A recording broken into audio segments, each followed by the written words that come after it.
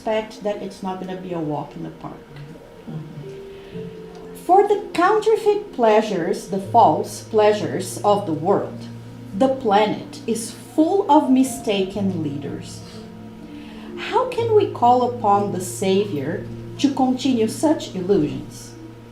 When we are called to Christ, it is so that we may learn how to work for the bigger picture, remembering that service begins within ourselves.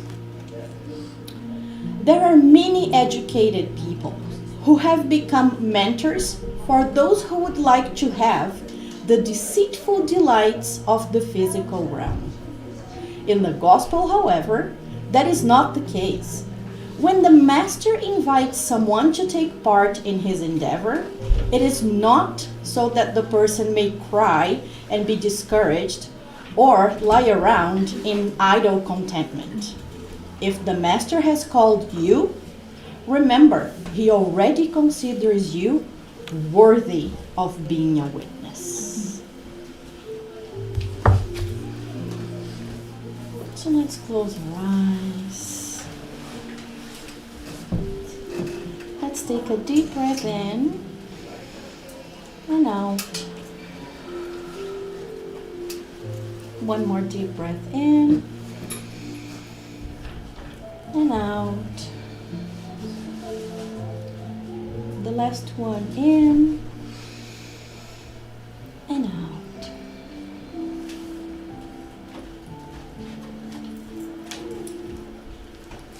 Let us allow ourselves to be present here in body and mind.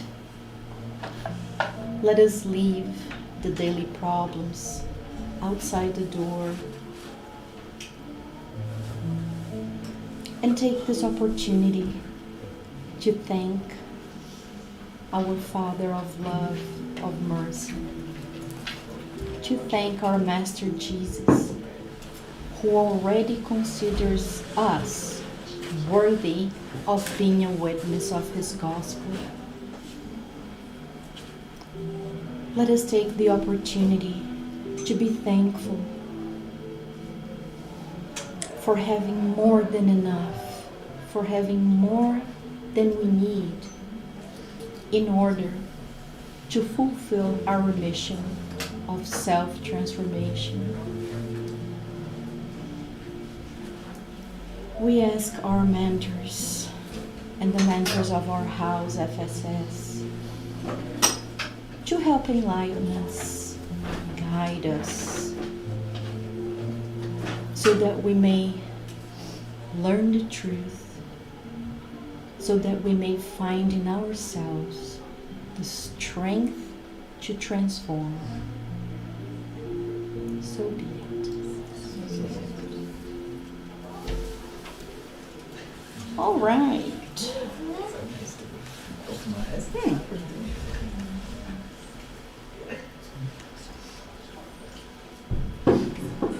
Oh, okay.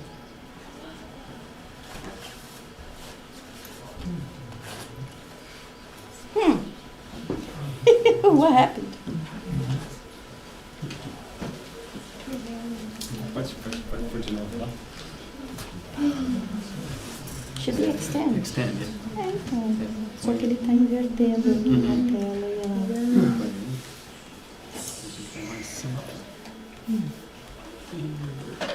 Ha. Thank you. Well, we're going to talk about knowledge. I'm glad somebody knows how to do this. For anybody who doesn't know me, my name is Renata. I see some new faces. So please, everybody, feel welcome to participate, to ask questions, to share. And today, we're gonna talk about knowing ourselves. And of course, this is the fifth talk. The sixth talk, and it's going to be the fifth chakra, about our 7 chakras and how they are connected to our spiritual body, both physical and spiritual. Jesus said, and you will know the truth, and the truth will set you free. What truth? Divine laws. Perfect. Now, the truth is the divine laws, absolutely. But now, let's try a little bit of reading comprehension. Did Jesus say that knowing the truth will save us? No. What will save us? The truth. The truth. The truth will set us free. Not knowing the truth, but the truth. What's the difference?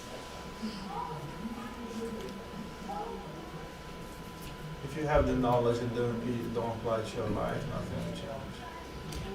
Bingo, Danilo, exactly.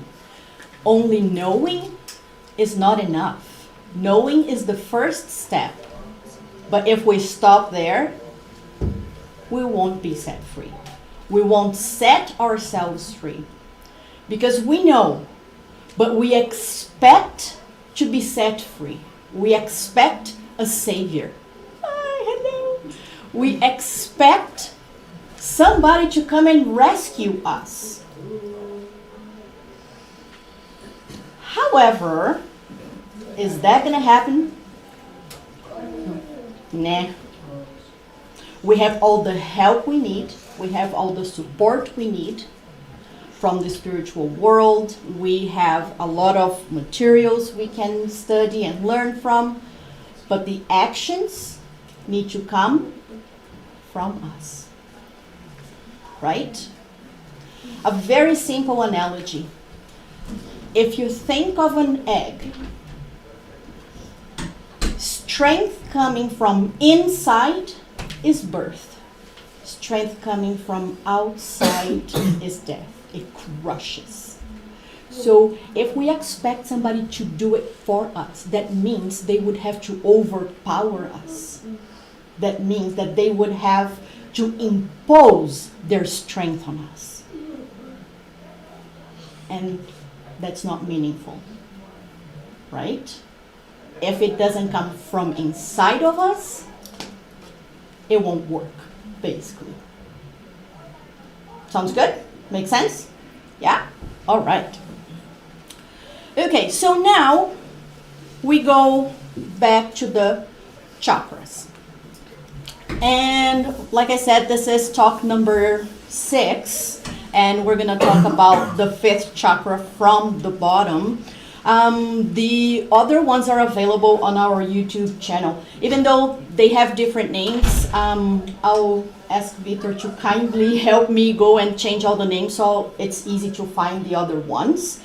Because we have a lot to cover, so we don't have time to go into the previous ones in details. But basically, what chakra is, it means circle in Sanskrit. And what they are is, they are like the picture over there, like the spirals. And they are points of energy, of force within us. Not within our physical body, but they correspond, as you see in the picture, they correspond to certain areas of the body and even certain organs. Okay, so they are centers of energy. Does anybody have any question about that? No? Okay. So we have already talked about, and like I said, they are not in our physical body, they are in our per-spirit. Okay, so they are in the intermediary body. And in the book, Between Heaven and Earth, because like some people might think that chakras have nothing to do with Spiritism. And I'm just, babbling here. But no, they are in more than one book. This is just one example, but they are in more than one of André Luiz's books. And the difference that they call it different. They call it force centers, but it's the same. Okay? So, André Luis, not André Luis, the mentor who is working with him, like they are talking about a case which is, funny enough, it's about the throat, the chakra we're going to talk about today. So it's a situation in a book where they are talking about a spirit who committed suicide first by trying to poison himself, and he destroyed, the poison destroyed his throat. He was not able to die from that attempt, and then he threw himself from a bridge into a river and died from drowning, which also damaged his throat. And the fifth chakra, which we're going to talk about today, is the throat chakra. So, and then he, even in the spiritual world, he's showing problems in this area in his spiritual body. So André Luis asks the mentor, he's like, but like, isn't he already a spirit now? Why is he still showing like signs of damage into his spiritual body? And then the mentor explains this. He says, when by acts contrary to the divine law, so every time we try to break the divine law, our mind harms the harmony of any one of our soul's four centers. So the four centers are the chakras. It is naturally enslaved, so the body becomes enslaved, like connected to the effects of the unbalancing action, thus making the toil is work, of readjustment necessary. So basically he's saying he damaged his own throat. Now he needs to work in order to heal himself in the same spot. Okay? Does that make sense? All right. So we've seen chakras, the first, second, third, and fourth chakra.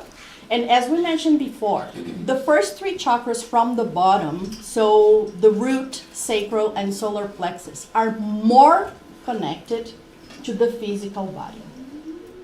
Not exclusively, but more connected to the physical body. The three top ones, 5, 6, and 7, so throat, brow, and crown, are more connected to the spiritual body, to the spiritual life. And the fourth chakra, the chakra of the heart, is the link, is the connection. It's the chakra that will distribute the energy of love to the other chakras. Because without love, it becomes hard. Why? Just because love is beautiful? It is beautiful. It is. But just because of that, Because God is love. And we are their sons and daughters. So. yeah, that is true as well. But the reason is a little bit deeper than that. What is the law that we call the major, the biggest law? Love one another. Love, Justice and charity. love, justice, and charity. Right? So that's the major law, the law of love. And this is why the virtue of compassion, when we talk about charity, the virtue for charity is compassion. So that's why the virtue of compassion is the virtue we need to exercise in order to balance the heart chakra.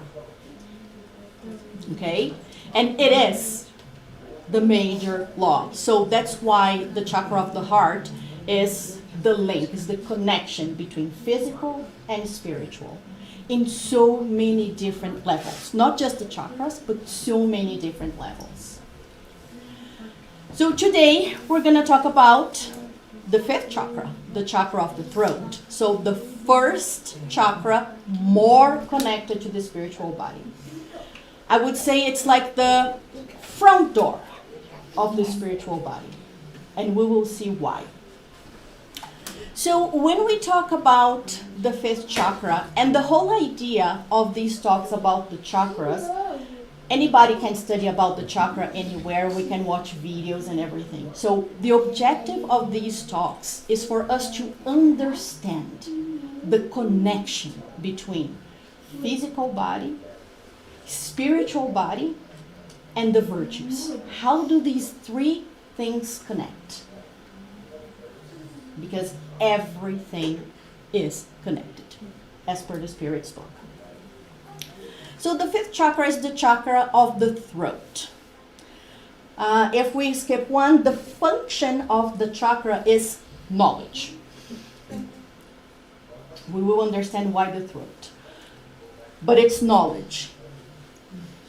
Like the picture that we saw with the little spirals. So those are centers, like force centers, like André Luiz said, and they are responsible for receiving energy. And if you think of the spiral, it's like a coil, uma mola. And as we receive more or less, they expand and contract, expand and contract. So they should be in constant movement, expanding and contracting as we receive energy, usually from the crown chakra, and then it gets distributed. Now, the whole idea of contracting and expanding, like in order to be in balance, it should be expanding and contracting. Now, it is, if it's balanced. If it's not balanced, it could be either like not enough or too much. So the hypoactivity is not enough. If the chakra is balanced, the function is knowledge.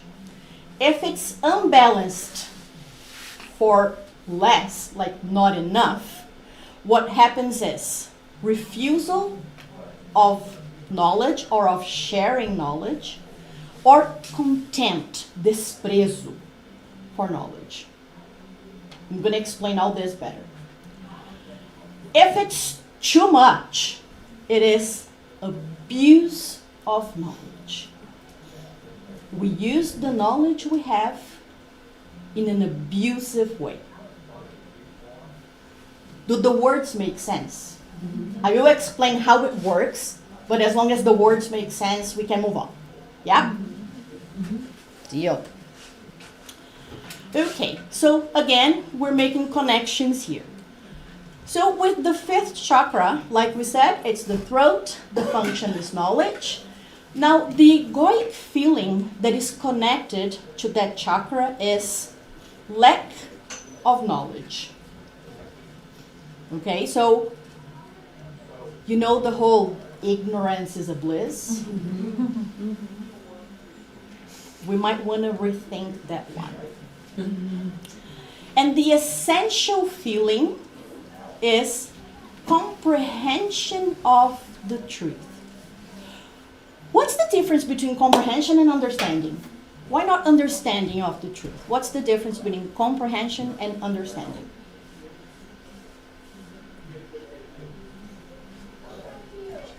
Comprehension is to believe. You believe that you exist. Understand how it works.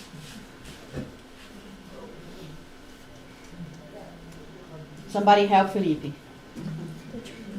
The truth, yes. Comprehension, I don't know, like in my mind, you understand intellectually, but comprehension is when you feel what you just learned.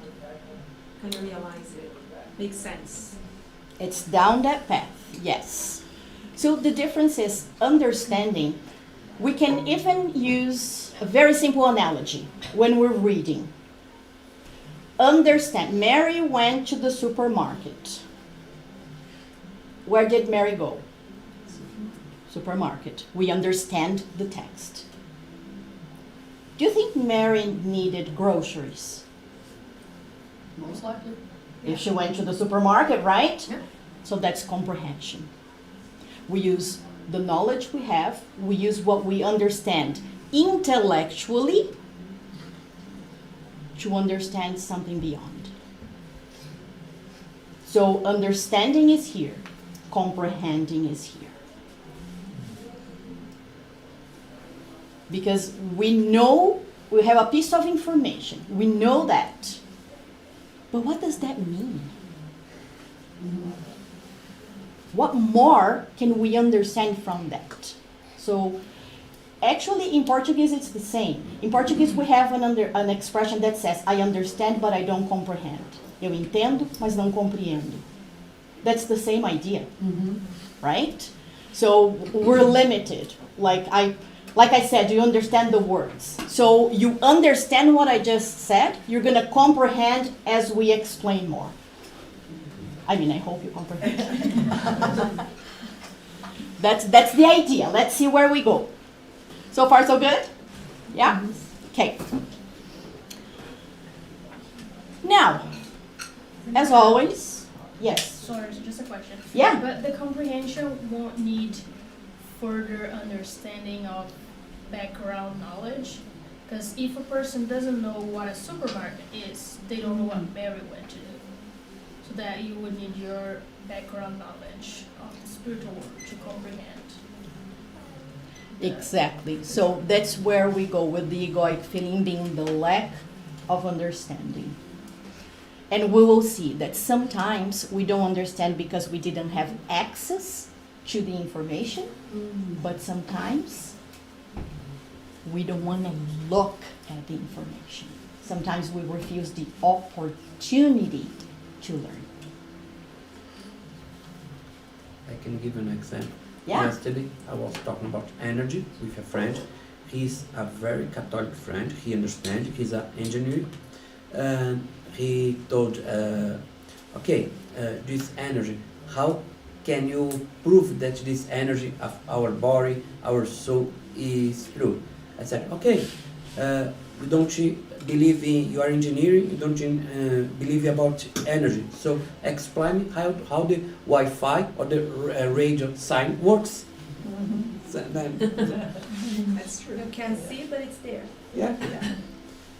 And again, everybody has their own timing, right? So even though the information is right in our face, we can understand but not comprehend. And right there he could have said to you, yeah, okay, whatever. But maybe this will like trigger a reflection later.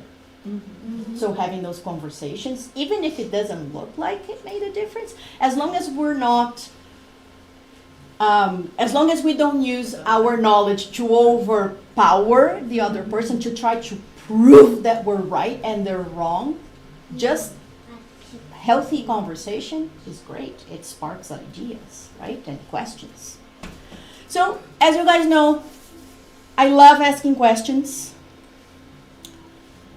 What is knowledge?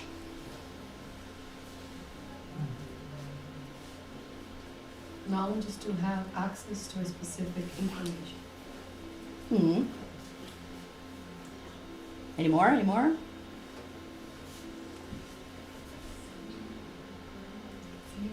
To know something. Yeah, to know something. Yeah, perfect. What is wisdom? Something based off experience. Love you, Sarah. Oh my gosh. That's wisdom. Okay. It's more spiritual? Wisdom is more spiritual? If we think on the moral side, yes.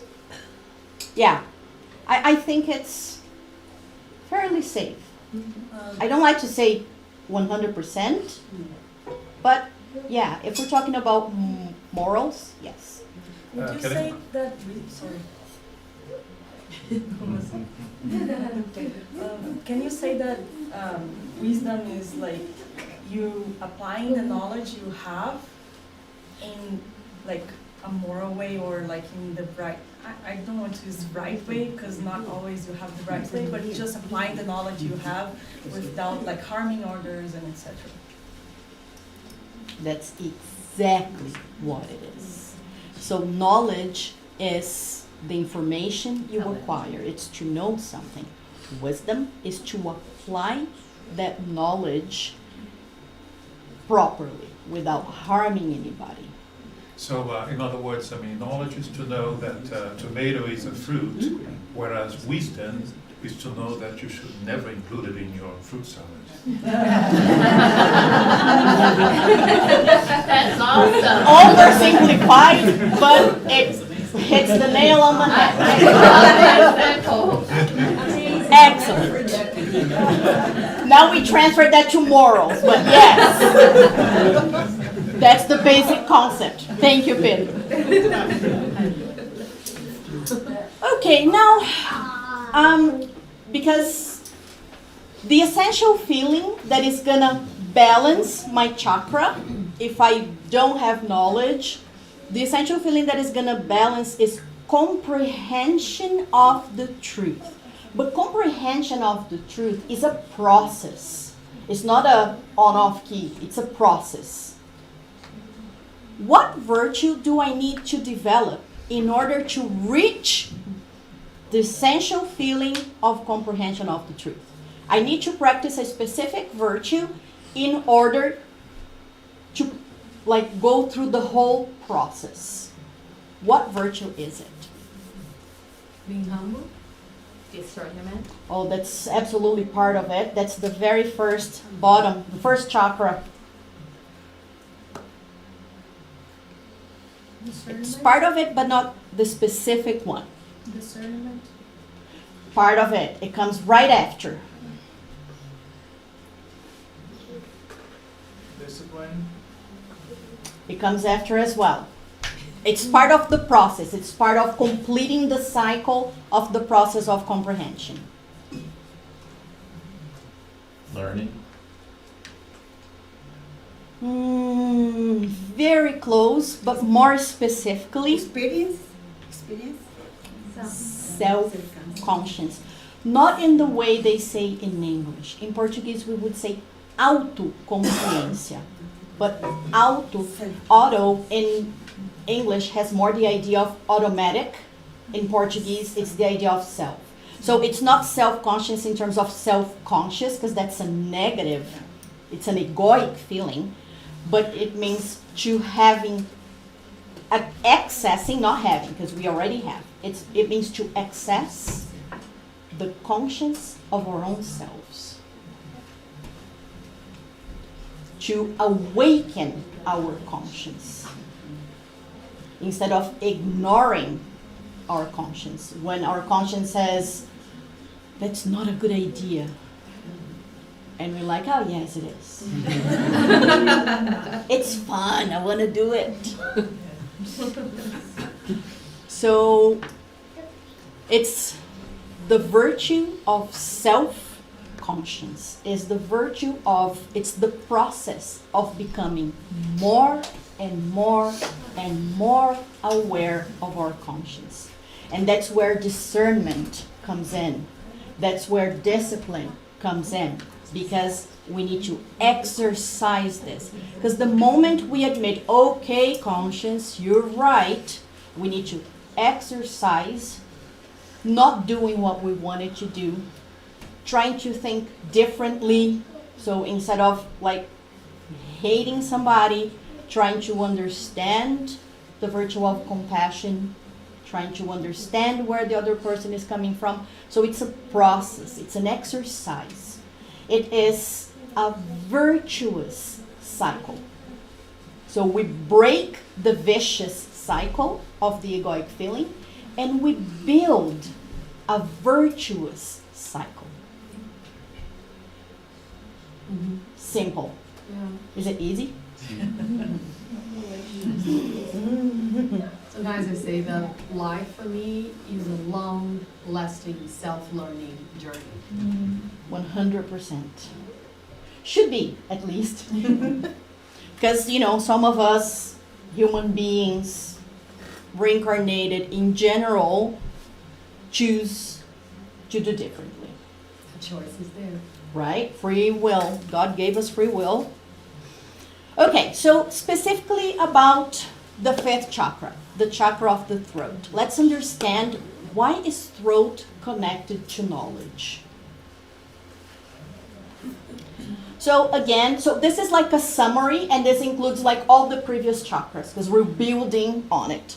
So the hypoactivity, so not enough energy in that chakra, is the refusal to learn or to share the knowledge we already have, or contempt when we despise knowledge, when we believe that ignorance is a bliss. I don't want to learn because if I learn, I'll feel guilty about not doing what I need to do. Which, by the way, guilt is terrible and that's not what we should feel. Hyperactivity, when that chakra is hyperstimulated, too much energy in that chakra. Abuse of power, abuse of knowledge. So using that, which is actually connected to abuse of power. Abusing the knowledge we have, projecting it on other people, imposing it on other people. So the essential feelings responsible for its balance. So like I said, here we're building. So the end here is chakra number 1. So we're going backwards. So comprehension of the truth, 5th chakra. Compassion, chakra of the heart. Acceptance, solar plexus. It's the chakra of power. So accepting that we don't have power over other people. We only have power over ourselves. Gratitude. It's the 2nd chakra. It's the chakra of pleasure. So feeling thankful for what we already have. And when we say pleasure, we mean all kinds. All kinds. And then humility and meekness, 1st chakra, the chakra of security. And that's why I said the feeling of apprentice is 100% connected. Because even when we talk about knowledge, somebody who considers themselves a master, do they think they have something to learn? Yeah. No. I know it all. I have nothing else to learn. So in order for us to develop, to exercise the virtue of self-conscience, we need to have humility. We need to be humble enough to understand that we might be a mystery to ourselves and we need to solve that mystery. Right? We don't have to, but it would be highly beneficial. Egoic feelings responsible for the imbalance. So refusal or contempt for knowledge. There was a comma there, sorry. So 5th chakra. Selfishness, indifference and cruelty, 4th chakra. Refusal to accept or denial, 3rd chakra. Ungratefulness, 2nd chakra. Pride and rebellion, 1st chakra. Okay? So if we look at them from the first and then we start to understand better how they are extremely connected. Because one builds upon the other. I was going to ask you this. So if my 5th chakra is unbalanced, does that mean that all my other chakras are also imbalanced, like the 4th, the 3rd, the 2nd? Because my understanding is that, yes, maybe they are, because they are super connected. I love that you asked that question. You gave me a great opportunity to explain something else. What we're doing here when we talk about the 7 chakras and like 1 talk per chakra and all of this is just for learning purposes. Like we're breaking it in small chunks to try and understand each chunk in more depth. But they are all connected. They are all very connected. So it's, again, if we are still extremely prideful and we still complain about everything, we think God is unfair, like, what did I do? All of the others are going to be imbalanced. If I'm not humble enough to learn, like, again, if I look at everything else, how am I going to be grateful if I think God is unfair? How can I accept it if I'm still rebellious? So This is why, you know, and again, we can't simply become only humble. I'll only become humble, but I'm not grateful, because gratefulness comes next. No, they are all connected. All virtues are connected. But it's important for us to identify which one we're in need to understand better for that specific one. I'll just give an example. It's a very poor example. And I don't like to use myself as an example. But for example, for me, what I know I really need to understand and work on is the third chakra, the chakra of power. It's the one that the sort of solar plexus that is connected to gastritis, ulcers, diabetes, everything coming from the digestive system, because it is that either need to control or feeling powerless and helpless and not being able to do anything, or going from one to the other depending on the day. Mm-hmm. So for me, it's really important to understand what is the virtue of acceptance. What does it mean to accept what I can't change? But again, they are all connected. Everything is interconnected. We're just breaking apart to understand each of them a little bit better. Make sense? Yeah?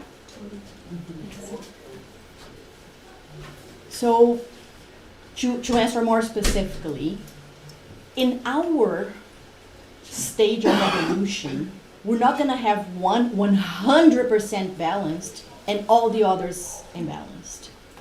It's, a give and take, give and take, give and take.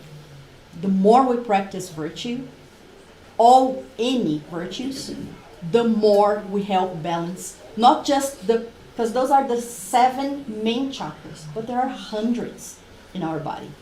Those are the main. There's way more. Okay? So the more virtues, all and any we practice, the more we're helping to balance. And the virtue of love being the most important of them, because it's the link, it's the connection.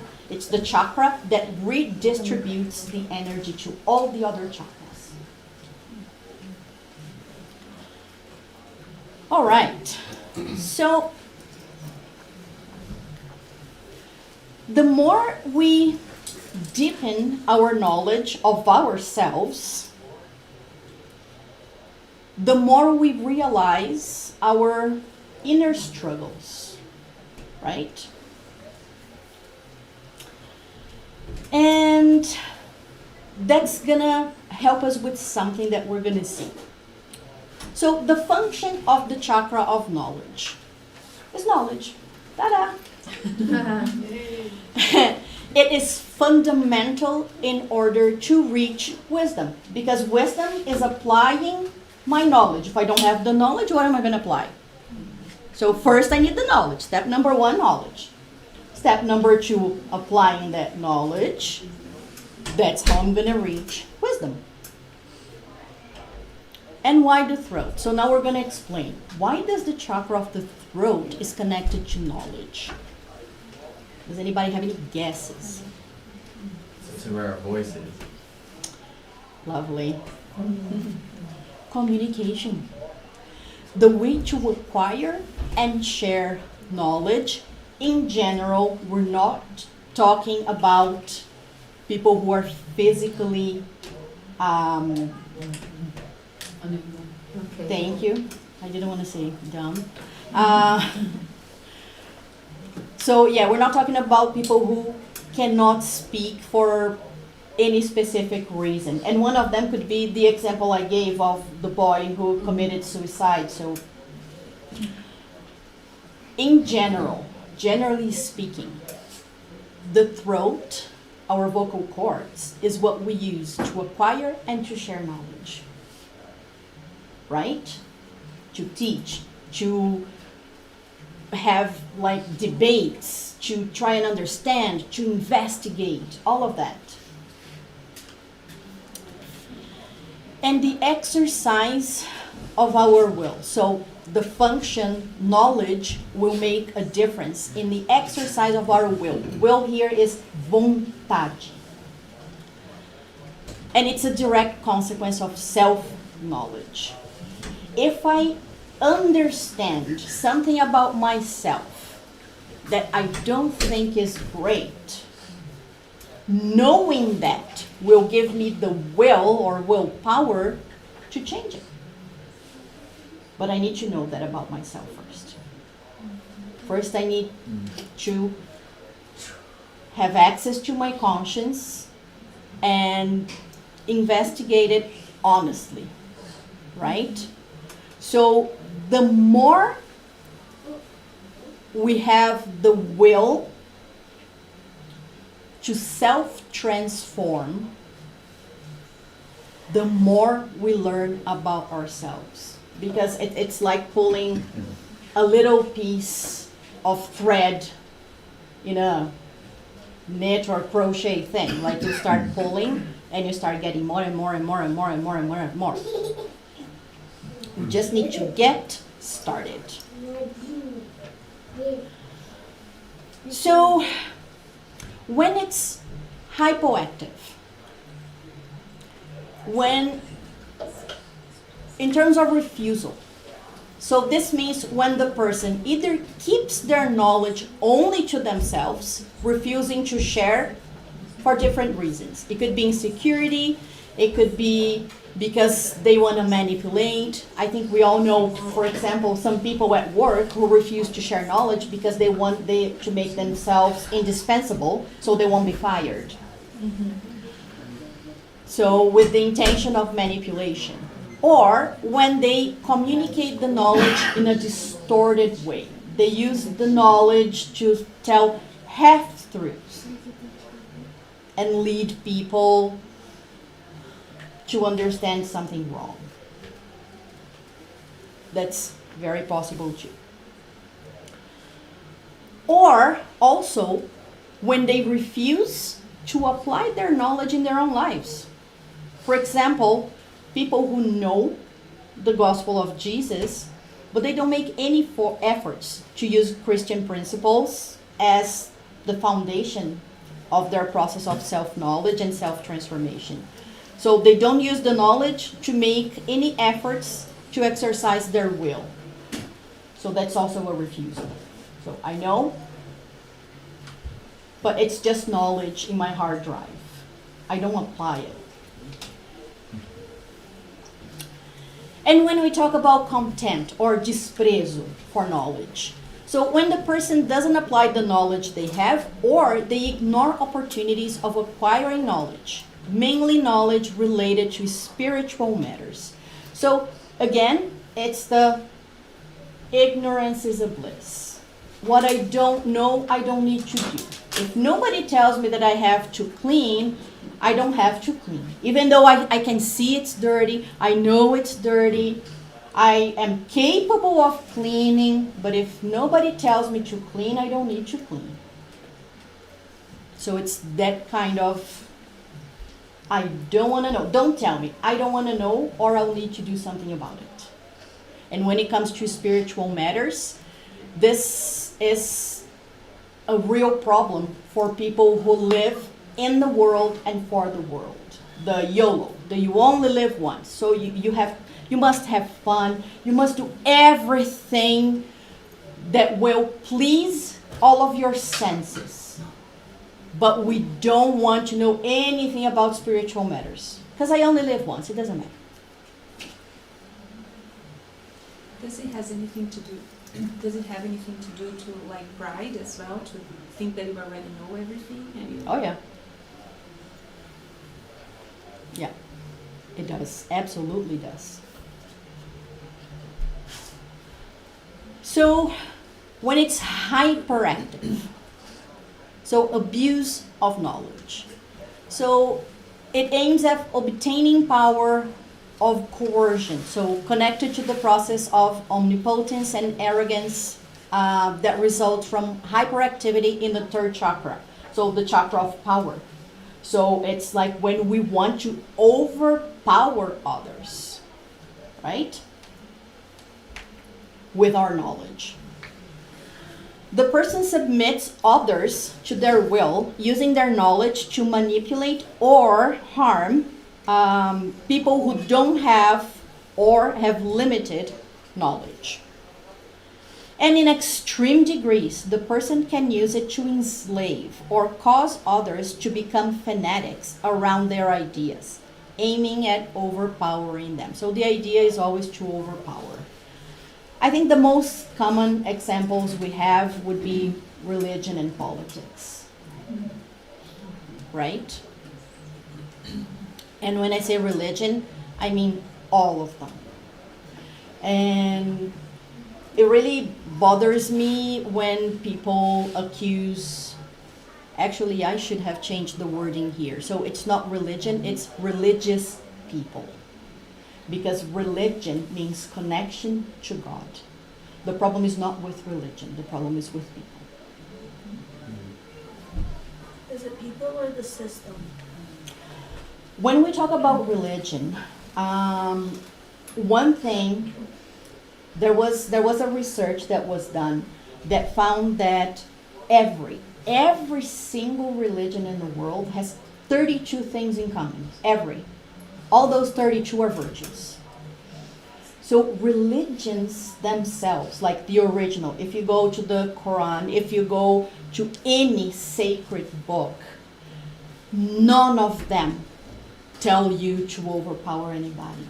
All of them promote your connection to God and to a spiritual life. All of them will tell you to be a better person.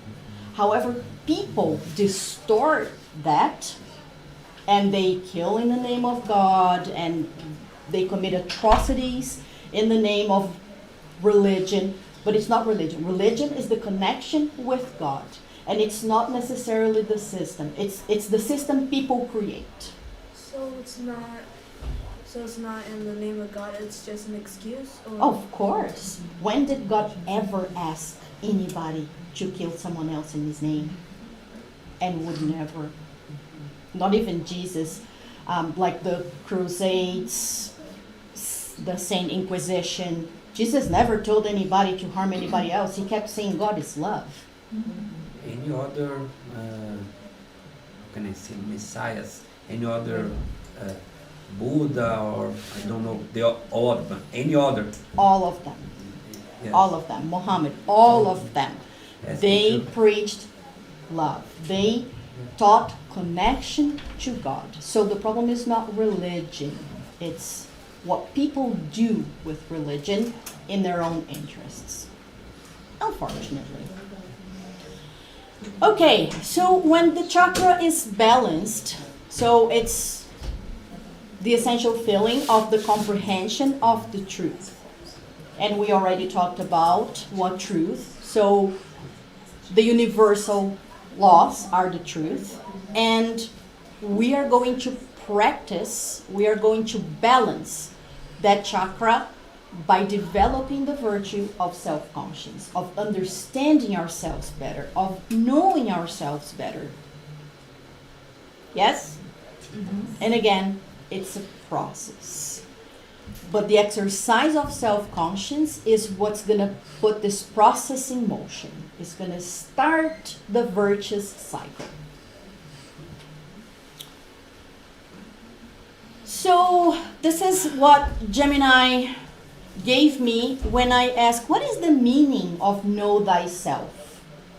In Portuguese, I will ask everybody but I'll ask everybody not to say conhece-te a ti mesmo. Please don't.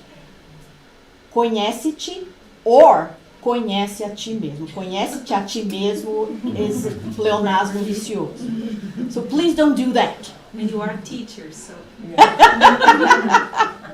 It's one of my pet peeves. Yeah. So know thyself or know yourself. Doesn't matter. So it's an ancient Greek aphorism. Aphorism is the same of maxim, precept, all of that.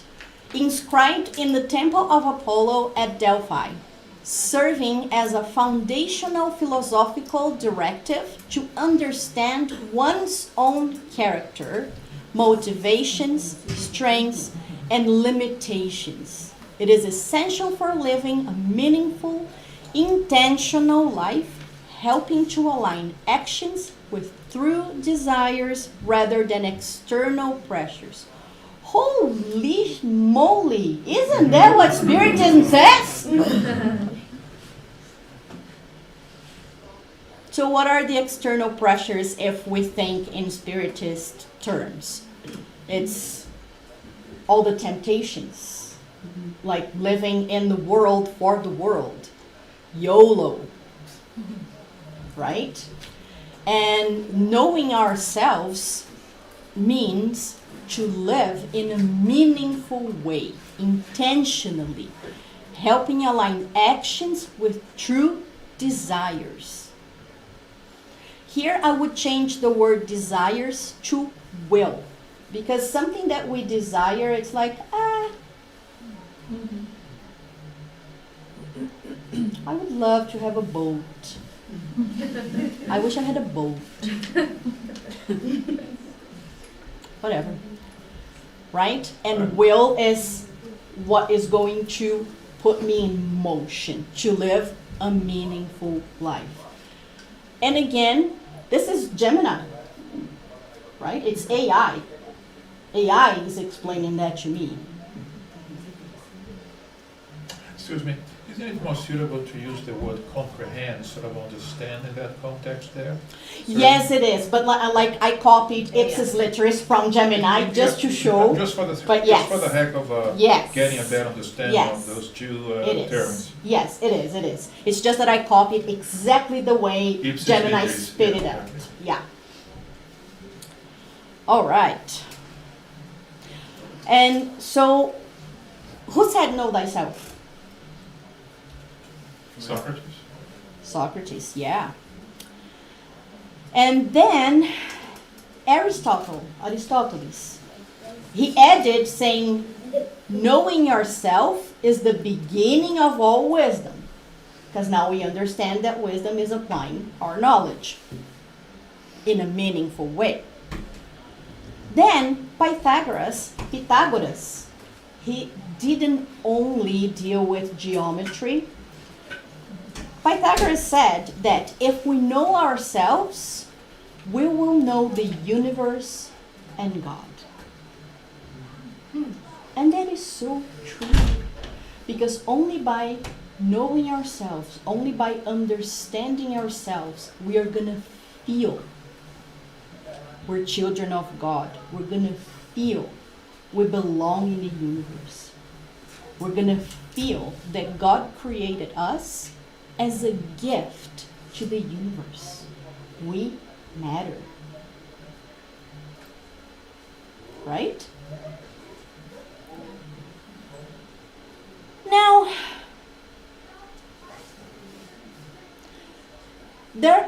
we could say, for the sake of argument, we could say there are two truths. The universal truth, which is, what's the universal truth?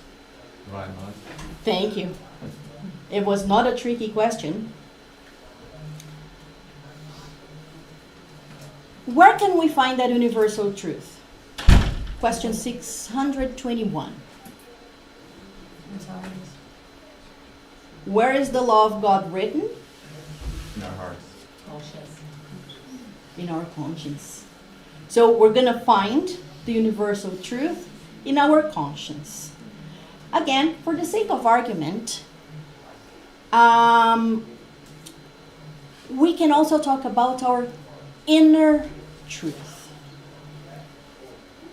So our inner truth is all the resources we bring within ourselves that we already have, right?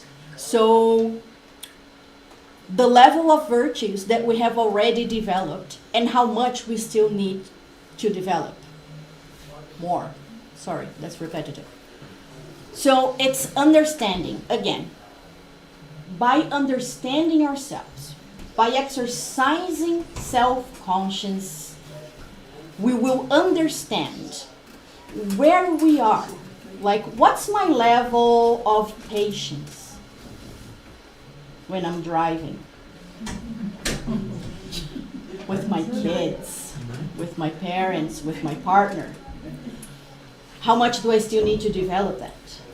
What's my level of serenity? And what's my level of anxiety?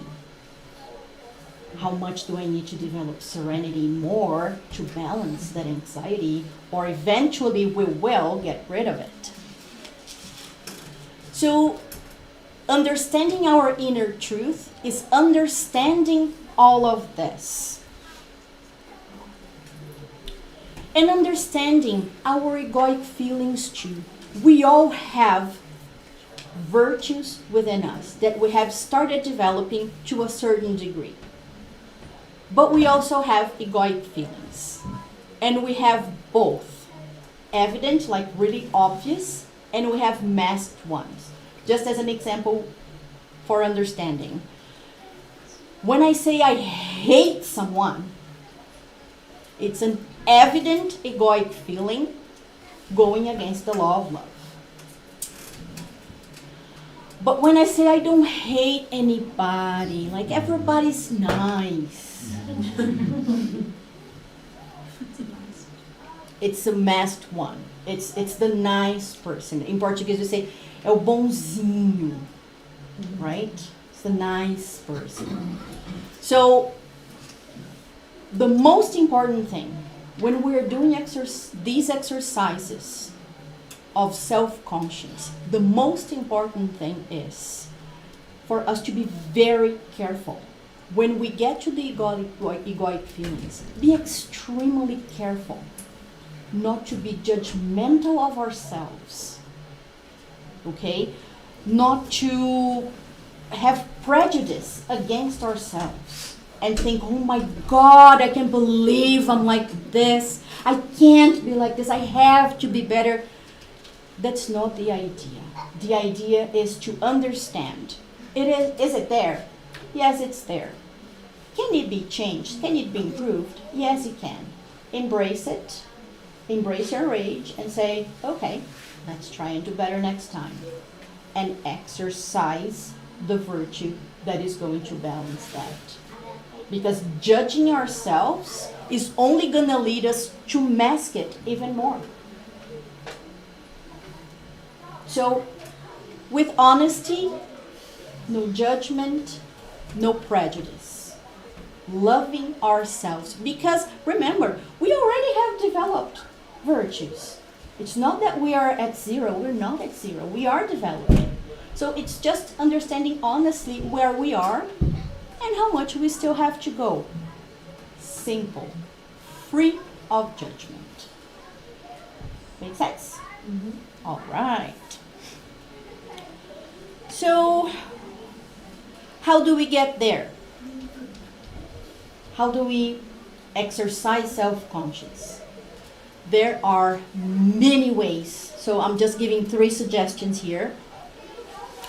So there is one technique called Parda technique. We talked about it. There is in a few books. If anybody wants more information, you can talk to me after the talk. But it's a technique from psychology that we just apply the idea to Spiritism. So it's perception, so perceive, realize, understand that there's something to be improved, accepting that there's something to be improved, reflecting on how to do it, deciding to do it, and A is for action, acting, doing something about it. Meditation. One of the best and simplest exercises we can do of self-conscious is meditation, is to meditate on ourselves. And question 919 actually gives us the pathway, like foolproof way. I wanted to read it, but it's a long question, and I promised Soninha I wouldn't do that anymore. And for Mark wants to, so, the kids get a little too excited at the end. So I highly recommend everybody reads question 919. Saint Augustine gives like the road map with details. Like, number 1, do this. Number 2, do this. Number 3, do this. Like I said, I would love to read it. Can you just tell me the question? Like, what is the question? This is actually 919A, is St. Augustine's answer. The question is, Allan Kardec asks, like, he says, how can we improve? How can we get better?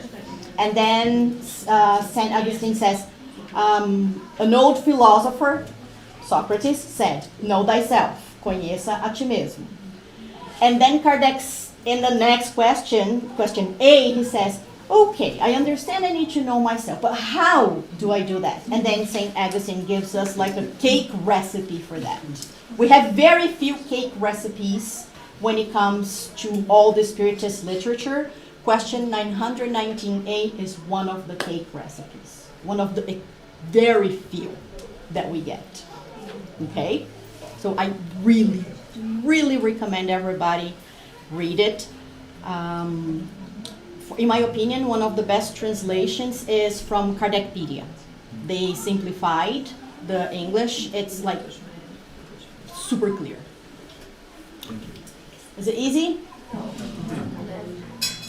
But it starts with daily reflections, daily exercises, just like St. Augustine suggests. And I will leave you with a piece of wisdom from Joana de Angelis in the book O Despertar do Espírito, The Awakening of the Spirit, chapter 5. She says, self-conscience leads the person to understand how to live within the codes of society, ethics, personal interrelationships, giving them structure and stability. Okay? Any questions before we go for the prayer and the pass? Thank you everybody for listening. Thank you for your patience. Thank you. Okay, and these are the sources. And we're going for the passes after the prayer.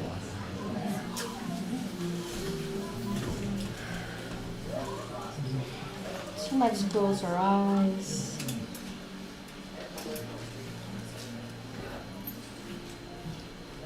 Dear Father, dear Master Jesus, we thank you one more time for sending us Master Kardec, who helped us understand many of Jesus' teachings, who helped us understand many of the principles of philosophy, and who also showed us through the science of observation that we are the work of God, that we are His creations, created as a gift to the universe with all His love. We thank our guardian angels for always supporting us, for always being there when we ask for help, when we need them.